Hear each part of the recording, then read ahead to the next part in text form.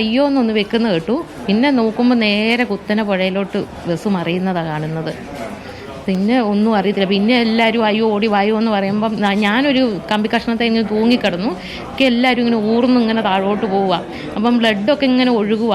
അത് കണ്ട് എല്ലാവരും ഞങ്ങൾ ഓടി കാറിപ്പോൾ ആൾക്കാരെല്ലാം കൂടെ വന്ന് അവരെ പിടിച്ച് കയറ്റി. പിന്നെ ട്രെയിൻ അവിടെ ഉണ്ടായിരുന്നത് കൊണ്ട് വണ്ടി പൊക്കാനൊക്കെ പറ്റി. അവിടെ പണിയുന്നുണ്ടായിരുന്നല്ലോ, റോഡ് പണിയല്ലേ ഇപ്പം. അതുകൊണ്ട് അന്നേരം തന്നെ നിറയെ ആൾക്കാരുണ്ടായിരുന്നു. എല്ലാവരും ഫുള്ള് ഇരുന്നിട്ട് പിന്നെ 2 പേര് നിൽക്കാനും കൂടെ ഉണ്ടായിരുന്നുള്ളൂ. ബാക്കി അത്രയും പേരുണ്ടായിരുന്നു. ബസ്സിന് മുൻഭാഗത്തായിരുന്നു, നടുക്കായിട്ടായിരുന്നേ. പക്ഷെ ഞാൻ സൈഡിലായിരുന്നേ. എൻ്റെ അടുത്തിരുന്ന ചേച്ചിയാണ് മരിച്ചത്.